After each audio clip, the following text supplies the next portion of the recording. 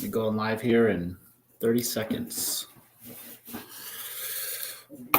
Get this all set up. All right, I got to get one more thing. Link here for everybody. We'll start going.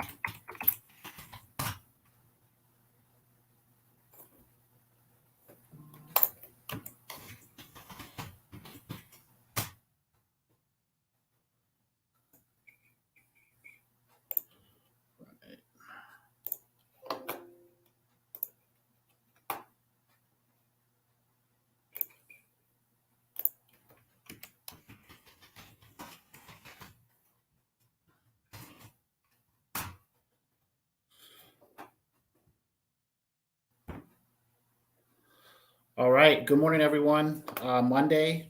Hope everybody had a good weekend and ready for Thanksgiving this week. So we actually had a Thanksgiving this week for my wife's family. Just some family came in town. They couldn't make it out next week. So we did our whole Thanksgiving. So I'm going to had a nice Thanksgiving dinner dinner this past weekend, and going to have another Thanksgiving dinner this week. So definitely going to be putting on the LBs with that. All right, guys. So my name's Nick. I'm the owner and broker of Valid Mortgage. We're an independent mortgage broker here in the Gilbert area. And obviously committed to doing these live market updates. Just want to give you very accurate, up-to-date information as far as where the housing market is here in Arizona and mortgage financing. There's a lot of everybody likes to say that the phrase now, obviously, is fake news. There's a lot of just fake news, I think, discouraging news as far as where the housing market is, as far as what's going on, and what better way to give you that exact information as far as what's, giving that local information as for what's going on in our area. So with that, all right. So first we're going to jump into rates, kind of see where rates are at. Really nothing has changed since last week. Remember 2 weeks ago, the inflation report for October came in and obviously showed that inflation is slowing. And it's just a testament to what I've been saying as far as mortgage interest rates is tied to inflation. It is not tied to the Fed rate. The Fed rate, that's its own thing, right? Inflation or mortgage rates is tied to inflation. So we saw that inflation come down. And what did we get? We almost got a 1% interest rate drop in mortgage rates. So right now, conventional 720 FICO, 5% down, $600,000 purchase price. We are at a 6.443 interest rate, APR 6.943. That's no discount points. FHA 680 FICO, 3.5% down at a 450 purchase price. We're at 6.231% with an APR 7.298. And VA 680 FICO, 0% down. We are at 5.938 with an APR of 6.193. So these interest rates are no discount points, no origination fees. These are great rates that you guys can jump into, courtesy of mortgage brokers here in Arizona. Again, going with a mortgage broker versus a banker is that, we are independent. We're able to shop around. We work for you. We don't work for the bank that we're employed by. And at the end of the day, you just get a much better interest rate and you're going to have much lower fees as far as with your mortgage financing. So rates are holding steady, low sixes on the conventional and FHA. And then we're going to be in the high fives for VA with that. And I think we're going to hold steady until we continue to see that. So with that, checking out on the market, our housing market, really not much has changed. About the same listings year over year. This is the October report, but just under 36,000, 35,282 in listings. Sales is at 6,972. That is a 40% drop year over year. And the median home price, obviously, in the area is going to be $350,000. We have dropped a little bit in inventory, 3.29 in inventory as far as homes for sale. I would like to get that up to at least 4 months to be in a more balanced market. I know that the Arizona Association of Realtors says we need to be at a 6-month to be in a balanced market. So obviously, we'll kind of see how it goes. I think, as far as the more inventory that we have, the more balanced market that we're going to have. with that. And so it just goes to show that I think that a lot of people, there's a lot of inventory out there. You have a lot of options as a buyer. Rates are starting to, follow inflation. They're starting to come down. How far will they go? I mean, we're not going to see a 3% range, but yeah, we can continue to see that downward trend of rates with inflation. Obviously, unless something else big happens, in say Ukraine or Europe or whatever have you, that can kind of throw a wrench into the plan. But so far we're trending well towards the end of the year with that. And so I think right now, seller concessions is going to be a huge thing as far as, what is going to be available for you as a buyer. And so I wanted to talk a little bit as far as seller concession and, what we could be using seller concession and what seller concession is, so seller concession is anything that the seller agrees to pay for that the buyer would normally cover, such as closing costs, repairs, or rate buy down. More isn't always better, and each loan program has seller concessions limits. Let's see, I got a question in here. Nick, are you guys offering the 3-2-1 buy down loan? How does that loan exactly work? And if a client refinances before the 3 years are up, do they lose money to get into a loan program? That's a really good question. I'll answer that question here in a minute, Jason. So seller concessions, really, it's anything that the seller is going to give to you as a buyer that you would normally pay for. And just quick overview, conventional loans, seller concessions, they do have limits. If you put less than 10% down on a conventional, 3% seller concession is your limit. If you put 10 to 25% down, you can get up to 6% seller credit. 25% or more down is 9% credit. If you're an investor, an investment property, the max seller concession is going to be 2%. FHA is always 6% of the appraised value. Again, that's the appraised value, not the purchase price. So if you have a house that's listed and you buy it, you under contract at $450, but it only appraises for $430, you're only going to get 6% of that $430. And this one's a little interesting as far as VA loans. So with VA, the seller can pay all of the normal closing costs, and that does include rate buy downs.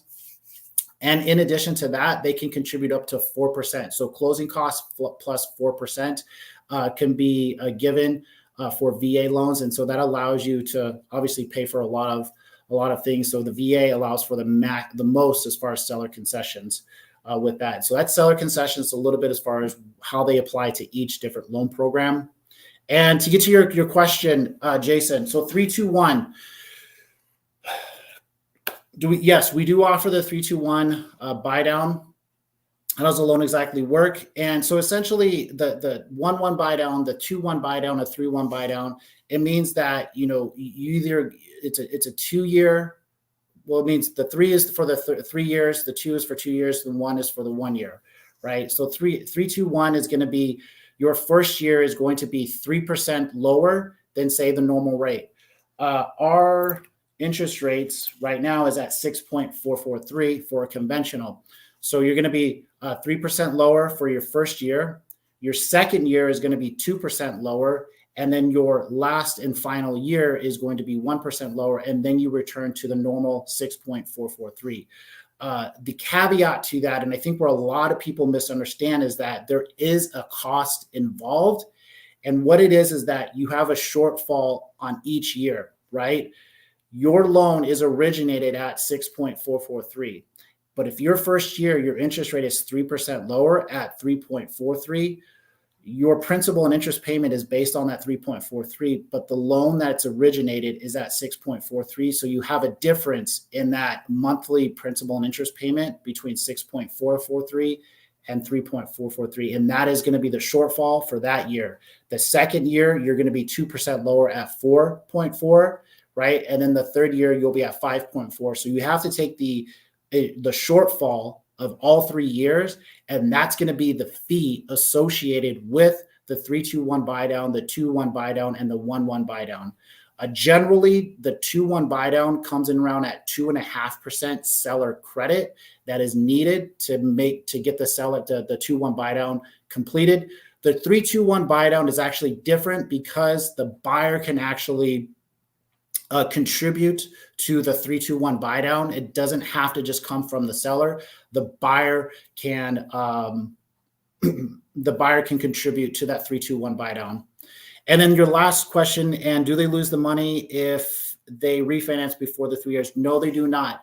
So the money that is paid into it, let's just call it the points or the origination that they pay into that 321 or 21 buy down, it goes into, let's just say, an escrow account. It sits there. And every time you make a mortgage payment, money comes out of that account and is paid to the, get over here, do this. When you make that payment, money comes out of the account and that payment is added to it. So you're making a full payment every single month. Well, if you refinance in, say, a year, that money, you don't get it back. But what you can do is you can apply it towards a principal reduction. So let's just say I buy a house right now, 321 buy down, and next December I want to refinance. There's going to be a large amount of money sitting in that account. That money will actually go towards my principal balance. It will pay it down. So I'll have a smaller principal balance when I refinance. You will have closing costs, just normal closing costs. But the nice thing is that money will be applied towards the principal balance. And so you'll have a smaller loan you'll be refinancing. Does that answer your question, Jason? I hope it does. And if you have other questions, please ask about the 321 or the 21 buy down or the 11 buy down with that. So a couple of the questions that some people put in here they couldn't attend today is seller concessions. How much is too much? Right now, a lot of people are asking 3%, 4% seller concessions, and they're actually offering a little bit less below sales price. And that's a strategy. I think your realtor, that's somebody you really need to talk to as far as a strategy of making offers. But can you have too much seller credit? Yes, you can. Just because you're getting 3%, 4%, or 6% seller credit doesn't mean that we can use all of it. Conventional and FHA is a little bit stricter as far as what we can use our seller credit for. Your seller credit can be used for closing costs, and that includes rate buy downs. Now, just because you have this large sum of money, that doesn't mean you can buy the rate down to 2%. There's something that it was put into place after the Dodd-Frank was the QM or qualified mortgage rule, meaning that, regardless if you get, 6 or 4% seller credit, you can't just use all that money to buy the rate down, because what happens is that loan costs too much money for you to acquire it, right? If you're spending $20,000 in discount points, you cannot exceed what's called the 3% limit, and it's 3% of the loan amount. It just gets too expensive for you, and the rules flag it and say, hey, look, you can't buy the rate down this far. But seller credit, you can use it for closing costs. You can use it to buy the rate down. You can use it to prepay your HOA 1 year in advance. You can use it for home warranties. You can use it for reimbursements of inspections or appraisals with that, and or earnest deposits. But that's all you can use it for. And generally speaking, on a conventional loan or an FHA loan, we cannot find, I have yet in the 7 years, I've yet to find a way to use more than 4% in seller concessions. So if you're out there trying to get 6% seller concessions, what's generally going to happen is that 2% that's left over is just going to go back to the seller anyways. And so if you can get the 6%, it's great. It's better to have more. But at the end of the day, there's only so much that we can use the seller credit for towards the closing costs, the rate buy down, HOA, and or other fees like inspections or whatever have you, getting reimbursements. Other thing that we can use it for is mortgage insurance. You can buy out the mortgage insurance if possible. There's a lot of different strategies, but again, you are limited as far as what you can use seller concessions. So more isn't always better. Again, that comes into a little bit of strategy as far as making a very competitive offer and getting your offer accepted with that. Another question that somebody asked was relocating as far as job history.